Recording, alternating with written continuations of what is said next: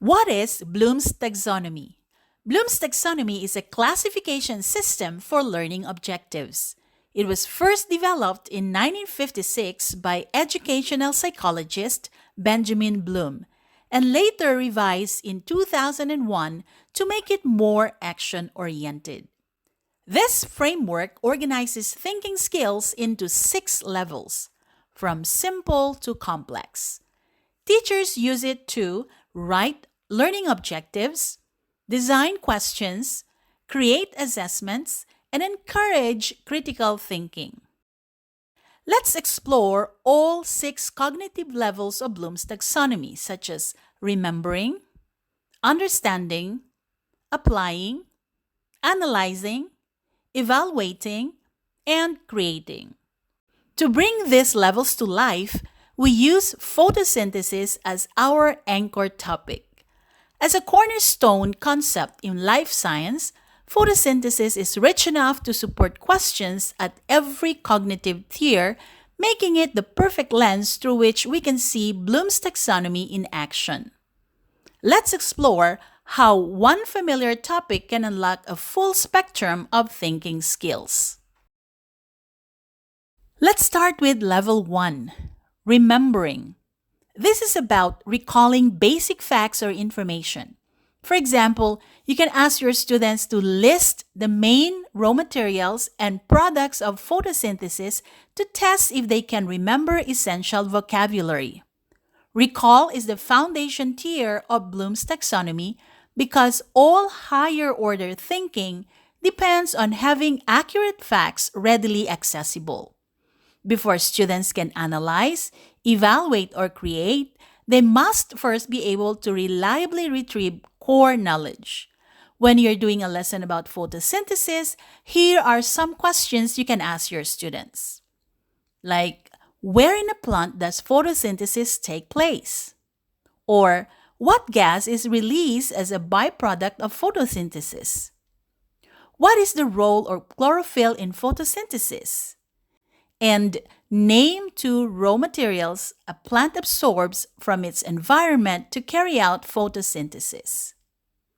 The teacher must verify whether students can remember key terms such as carbon dioxide, water, glucose, and oxygen. By assessing recall deliberately, teachers can identify gaps early before they compound into misconceptions at a deeper level of thinking. The following key verbs can be used: define, list, identify, and recall. Level 2 is understanding. This is about explaining ideas or concepts.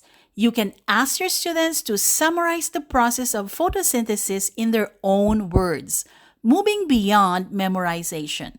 At this level, students demonstrate comprehension by interpreting, translating, classifying, summarizing, inferring, comparing, or explaining information related to photosynthesis. This means they can grasp the meaning of the material, relate it to prior knowledge, and articulate it without simply repeating definitions. It's the critical bridge from knowing isolated facts to being able to apply them into more complex scenarios. Here are some of sample questions you can ask. Like, explain how light energy is converted into chemical energy during photosynthesis. Or maybe compare and contrast the roles of chlorophyll and sunlight in photosynthesis. And you can also ask them, if a plant were placed in a dark room, what impact would it have on its ability to perform photosynthesis, and why? The purpose of this type of question is to assess genuine comprehension by requiring students to restate and explain the process, rather than simply repeating definitions. This involves looking for evidence that students can actively manipulate the information by paraphrasing, using analogies, providing relevant examples, connecting concepts, or even predicting outcomes based on their understanding of the process. Teachers should observe whether students can articulate the how and why behind the facts. Also, check whether the students can demonstrate an internal grasp of the relationship between components rather than mere surface level recall. A student's ability to explain these concepts solidifies their foundational knowledge before they advance to higher order thinking skills. The following key terms can be used, like explain, summarize, describe, and interpret. Level 3 is learning how to apply or use the knowledge in new situations. At the application level, students are challenged to go beyond simply understanding a concept like photosynthesis. They must actively apply their acquired knowledge of principles, laws, methods, or theories to new and concrete situations. This involves problem solving, making predictions, and demonstrating how the process works under varying conditions. It's about taking the theoretical framework and applying it to real-world scenarios, showing mastery of not just what photosynthesis is, but how it functions and what happens if certain parameters change. This skill is crucial in science learning as it prepares students to tackle unique situations and innovate. Here are some sample questions. Apply your understanding to explain how a lack of light affects glucose production. Or you can ask your student to design a simple experiment to demonstrate the necessity of carbon dioxide for photosynthesis in a potted plant. Or predicts the long-term impact on global oxygen levels if a significant portion of the rainforest were destroyed. Or you can ask them to imagine a new plant species is discovered that can perform photosynthesis using infrared lights. How might its cellular structure or pigment composition differ from known plant species? The purpose of these questions is to evaluate the ability to transfer knowledge to real-life scenarios and unfamiliar experimental conditions. When assessing students' responses, educators should look for evidence of students' ability to not only arrive at a correct answer, but also to justify their reasoning using the underlying scientific principles. This includes their capacity to select relevant information, adapt known procedures to unfamiliar problems, and make logical inferences. The following key terms can be used such as solve, demonstrate, implement, and use. Level 4 is learning how to analyze or break down and examine relationships.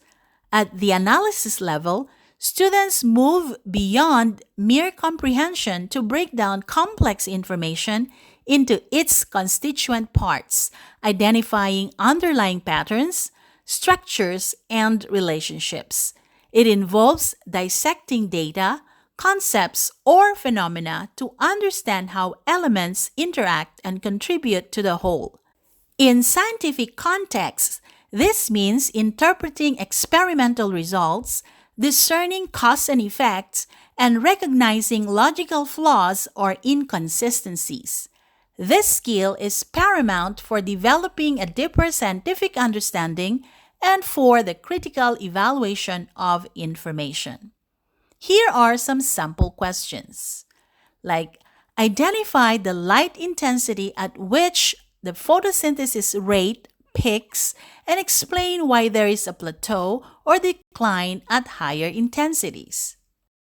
Or you can ask your students to compare and contrast the cellular respiration rates in aerobic versus anaerobic conditions, explaining the biochemical differences that account for the energy yield variation. Or you can also ask your student to examine the provided climate data for two different regions, identify the trends, and explain how these trends might be linked to human activity and natural phenomena. The purpose of assessing analytical skills is to evaluate students' ability to not only interpret data and understand cause and effect relationships, but also to think critically about scientific problems. The following key terms can be used, such as compare, differentiate, organize, and examine. Level 5 is learning how to evaluate or make judgments with evidence. At the evaluation level, students are challenged to make informed judgments about the value, accuracy, credibility, or significance of scientific information, methods, or conclusions. This involves developing and applying criteria to critique experimental designs, assess data quality, and validate arguments, as well as determine the overall worth of a scientific finding or proposition. It's about moving beyond simply understanding or analyzing to forming well-reasoned opinions supported by evidence. Here are some sample questions. You can ask your students to assess the strengths and weaknesses of the experimental setup used to test the effect of carbon dioxide concentration on the rate of photosynthesis and suggest improvements. Or evaluate the validity of the conclusions drawn from provided climate change data, considering potential biases and alternative interpretations.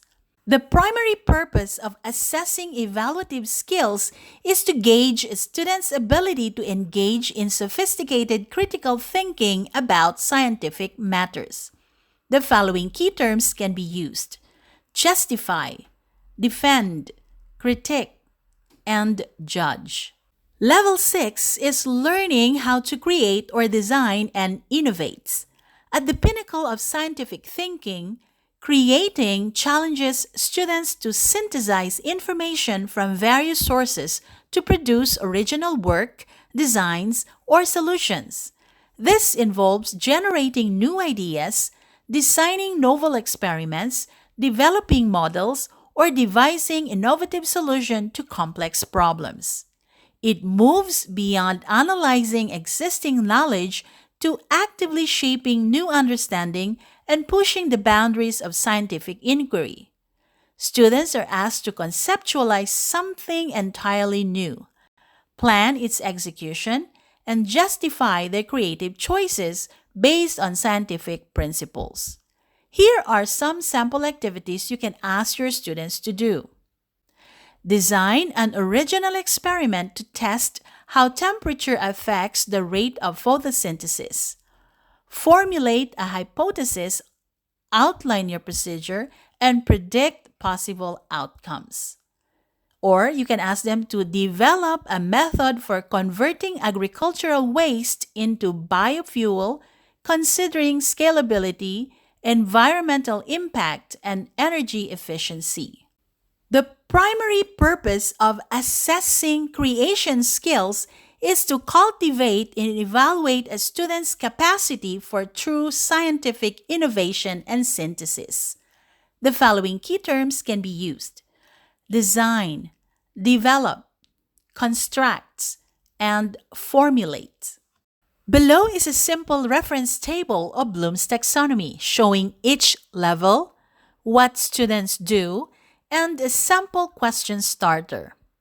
I hope you found this video useful and stay tuned for more teaching ideas.